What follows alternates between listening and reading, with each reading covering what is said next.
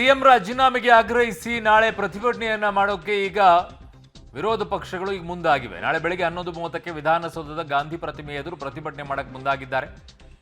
CM ವಿರುದ್ಧ ಪ್ರಾಸಿಕ್ಯೂಷನ್ಗೆ ಅನುಮತಿಯನ್ನ ಕೊಟ್ಟ ನಂತರ ಸರ್ಕಾರದ ವಿರುದ್ಧ ಪ್ರತಿಭಟನೆಯನ್ನ ಈಗ ಬಿಜೆಪಿ ತೀವ್ರಗೊಳಿಸಿದೆ.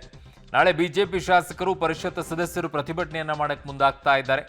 ಸಿಎಂ ರಾಜೀನಾಮೆಗೆ ಆಗ್ರಹಿಸಿ ನಡೆಯಲಿರುವಂತಹ ಪ್ರತಿಭಟನೆ ಇದು. ನಾಳೆ ಬೆಳಗ್ಗೆ 11:30ಕ್ಕೆ ವಿಧಾನಸೌಧದ ಗಾಂಧಿ ಪ್ರತಿಮೆಯ ಎದುರು ಪ್ರತಿಭಟನೆ ನಡೆಯಲಿದೆ. ಕೇವಲ ಬಿಜೆಪಿ ಅವರು ಇರ್ತಾರಾ ಅಥವಾ ಮೈತ್ರಿಯ ನಾಯಕರು ಕೂಡ ಇರ್ತಾರಾ ಅಂದ್ರೆ JDS ನಲ್ಲಿರುವಂತವರು ಕೂಡ ಈ ಪ್ರತಿಭಟನೆಯಲ್ಲಿ ಪಾಲ್ಗೊಂಡೇ ಕೊಳ್ತಾರೆ ಅಂತ ಕಾಣಿಸುತ್ತೆ.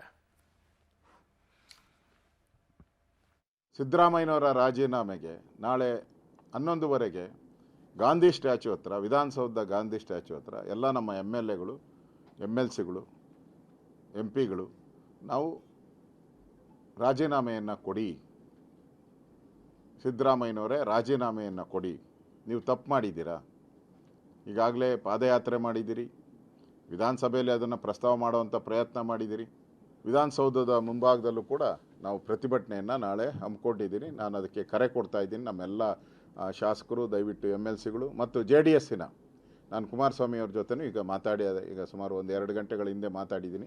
ಅವರು ಕೂಡ ಅವರ ಶಾಸಕರು ಎಲ್ಲರೂ ಬರೋವಂಥದ್ದಕ್ಕೆ ಸೂಚನೆಯನ್ನು ಕೊಡ್ತೀನಿ ಅಂತ ಹೇಳಿದ್ದಾರೆ. ಸೊ ಮುಖ್ಯಮಂತ್ರಿಯ ರಾಜೀನಾಮೆಗೆ ನಾವು ಆಗ್ರಹಿಸಿ ನಾವು ಕೂಡ ನಾಳೆ ಹೋರಾಟವನ್ನು ನಾವು ಮಾಡೋರಿದ್ದೀರಿ. ನಮಗೆ ಅವರು ಪದೇ ಪದೇ ನಾನು ಮಾಧ್ಯಮದಲ್ಲಿ ನೋಡ್ತಾ ಇದ್ದೀನಿ, ನಾನು ಯಾಕೆ ರಾಜೀನಾಮೆ ಕೊಡಲಿ, ಪ್ರಾಸಿಕ್ಯೂಷನ್ ಕೊಟ್ಬಿಟ್ರೆ ರಾಜೀನಾಮೆ ಕೊಡಬೇಕಾ ನಾನು ಅಂತ ಹೇಳಿದ್ದಾರೆ ಮಾಧ್ಯಮದಲ್ಲಿ. ಹಿಂದೆ ಯಡಿಯೂರಪ್ಪನವ್ರದ್ದು ಪ್ರಾಸಿಕ್ಯೂಷನ್ಗೆ ಅನುಮತಿ ಕೊಟ್ಟಾಗ ನಿಮ್ಮ ಸ್ಟೇಟ್ಮೆಂಟು ನಾನು ನೋಡಿದ್ದೀನಿ. ನನ್ನ ಸಹೋದ್ಯೋಗಿ ಈಗ ಪೊಲಿಟಿಕಲ್ ಬ್ಯೂರೋಯಿಂದ ಮಸೂದ್ ನನ್ನ ಸಂಪರ್ಕಕ್ಕೆ ಸಿಗ್ತಾ ಇದ್ದಾರೆ. ಮಸೂದ್, ಇದು ಬಿಜೆಪಿಯ ಪ್ರತಿಭಟನೆ ಮಾತ್ರನಾ ಅಥವಾ ಮೈತ್ರಿಯ ಪ್ರತಿಭಟನೆನಾ? ಯಾಕೆ ಇಬ್ಬರಲ್ಲಿ ಈಗ ಒಂದೇನಾದರೂ ಸಮಸ್ಯೆ ಏನಾದರೂ ಆಗಿದೆಯಾ?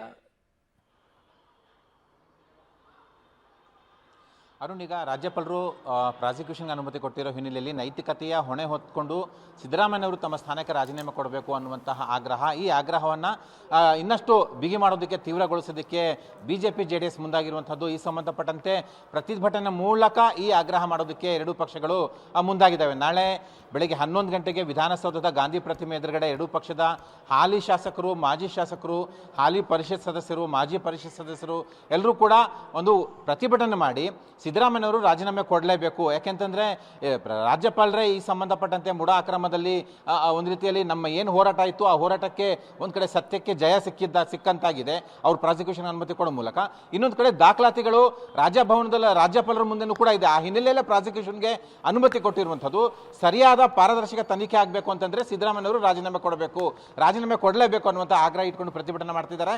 ಈ ಸಂಬಂಧಪಟ್ಟಂತೆ ಇವತ್ತು ಎಲ್ಲ ಶಾಸಕರಿಗೂ ಕೂಡ ಒಂದು ಆಹ್ವಾನ ಹೋಗಿದೆ. JDSನ ಮುಖ್ಯಸ್ಥರಾಗಿರುವಂತಹ ಕೇಂದ್ರ ಸಚಿವ HD ಕುಮಾರಸ್ವಾಮಿ ಅವರಿಗೂ ಕೂಡ ಪ್ರತಿಪಕ್ಷ ನಾಯಕ ಆರ್ ಅಶೋಕ್ ಅವರು ಕರೆ ಮಾಡಿ ಅವರ ಶಾಸಕರನ್ನ ಕಳಿಸಬೇಕು ಅನ್ನುವಂಥ ಮನವಿಯನ್ನು ಕೂಡ ಮಾಡಿಕೊಂಡಿದ್ದಾರೆ. ಅವರು ಕೂಡ ಬೆಂಬಲ ಕೊಡ್ತೇವೆ ಅನ್ನುವಂತಹ ಭರವಸೆಯನ್ನು ಕೂಡ ಕೊಟ್ಟಿದ್ದಾರೆ. ಹಾಗಾಗಿ BJP JDSನ ಹಾಲಿ ಮಾಜಿಗಳು ನಾಳೆ ವಿಧಾನಸೌಧದ ಗಾಂಧಿ ಪ್ರತಿಮೆ ಎದುರುಗಡೆ ಪ್ರತಿಭಟನೆ ಮಾಡ್ತಾ ಇದ್ದಾರೆ. ಆ ಮೂಲಕ ಸಿದ್ದರಾಮಯ್ಯವರು ರಾಜೀನಾಮೆಗೆ ಆಗ್ರಹ ಮಾಡ್ತಿದ್ದಾರೆ. ಇನ್ನು ಮುಂದಿನ ಹೋರಾಟ ಬಗ್ಗೆಯೂ ಕೂಡ ನಾಳೆ ಒಂದು ಸಭೆ ಮಾಡಿ ಯಾವ ರೀತಿ ಹೋರಾಟ ಮಾಡಬೇಕು ಅನ್ನುವಂಥ ತೀರ್ಮಾನವನ್ನು ಕೂಡ ನಾಳೆನೇ ಕೈಗೊಳ್ಳೋ ಸಾಧ್ಯತೆ ಇದೆ. ಅರುಣ್. ಓಕೆ ಮಸೂದ್, ನಿಮ್ಮೆಲ್ಲ ಮಾಹಿತಿಗೆ ಧನ್ಯವಾದಗಳು. ಸೊ ಇಬ್ಬರು ಜೊತೆಯಾಗಿಯೇ ಈ ಪ್ರತಿಭಟನೆಯನ್ನು ಮಾಡಕ್ಕೆ ಮುಂದಾಗ್ತಾ ಇದ್ದಾರೆ. ಸೊ ಹಾಗಾಗಿ ಇದು ಕೇವಲ BJPಯ ಪ್ರತಿಭಟನೆಯಲ್ಲ, ಮೈತ್ರಿಯ ಪ್ರತಿಭಟನೆ. ಸರ್ಕಾರದ ವಿರುದ್ಧ BJP ಮತ್ತು JDS ಮುಗಿಬೀಳ್ತಾ ಇದೆ. ಪ್ರಾಸಿಕ್ಯೂಷನ್ಗೆ ಕೊಟ್ಟ ನಂತರ ಅಂತೂ ಇನ್ನೊಂದಿಷ್ಟು ಅವರಿಗೆ ಬಲ ಸಿಕ್ಕಂತಾಗಿದೆ.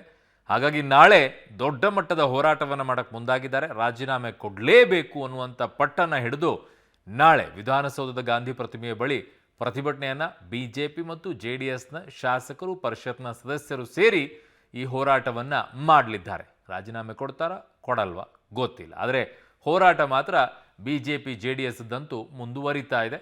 ನಾಳೆ ಹೋರಾಟ ಇನ್ನೊಂದು ಸುತ್ತಿನಲ್ಲಿ ನಡೆಯುತ್ತೆ. ಈಗಾಗಲೇ ಬೆಂಗಳೂರಿನಿಂದ ಮೈಸೂರುವರೆಗೂ ಕೂಡ ಪಾದಯಾತ್ರೆಯನ್ನು ಇದೇ ವಿಚಾರದಲ್ಲೇ ಮಾಡಿದರು ಮೈತ್ರಿ. ಈಗ ಮತ್ತೊಂದು ರೀತಿಯ ಹೋರಾಟವನ್ನು ವಿಧಾನಸೌಧದ ಅಂಗಳದಲ್ಲಿ ಮಾಡೋಕ್ಕೆ ಮುಂದಾಗಿದೆ ಈ ಮೈತ್ರಿ. ಸೊ ನಾಳೆ ಬೆಳಗ್ಗೆ 11:30ಕ್ಕೆ ವಿಧಾನಸೌಧದ ಬಳಿ ಪ್ರತಿಭಟನೆ ನಡೆಯುತ್ತೆ. ಗಾಂಧಿ ಪ್ರತಿಮೆಯ ಎದುರು ಈ ಪ್ರತಿಭಟನೆ ಆರಂಭವಾಗುತ್ತೆ.